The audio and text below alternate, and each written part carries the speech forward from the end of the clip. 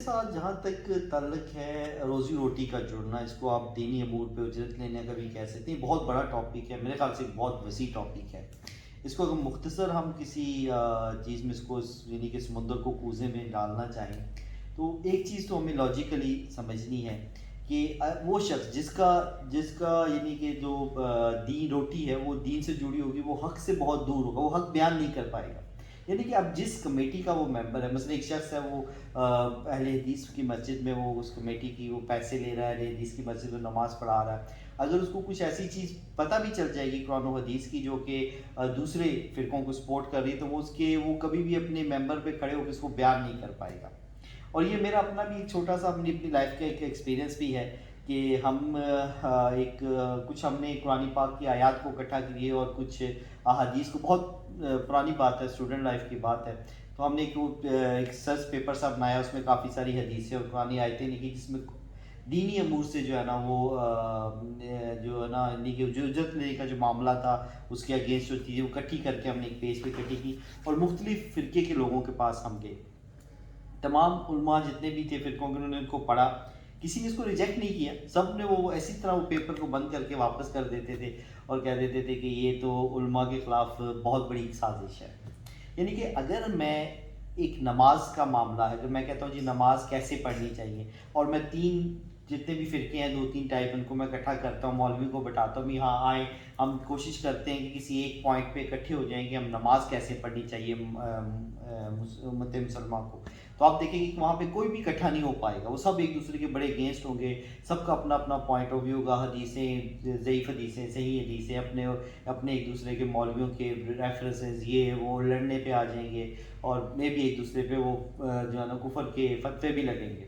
इसी तरह किसी और मैटर को भी आपको लेके बैठ लें तो यही कुछ होगा। लेकिन अगर आप उनके बीच में ये अमल रखें कि क्या दीन के साथ रोज़ी रोटी जोड़ी जा सकती है, तो उस पे आप देखेंगे सारे एक ही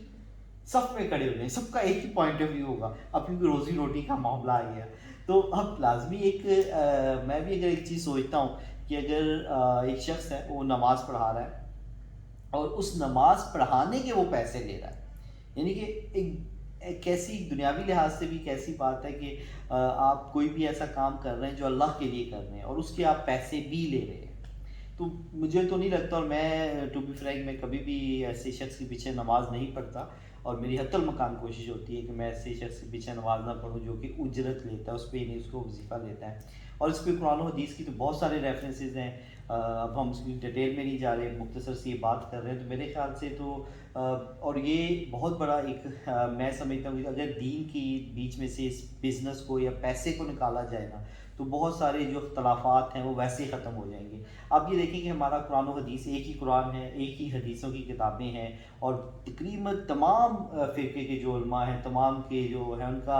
हदीस के सही होने पे, ज़ईफ़ होने पे कोई ख़ास नहीं, मैं समझता हूँ 96% जो है ना इत्तेफ़ाक है हदीसों के सही और ज़ईफ़ होने पे जो चीज़ें हैं। उसके बावजूद भी हमारे इतने सारे फ़िरके क्यों हैं? इतने सारे लोग तो नहीं होने चाहिए, फ़िरका तो नहीं होना चाहिए, हम सबको एक ही इस्लाम पे होना चाहिए। हाँ, थोड़े बहुत आपके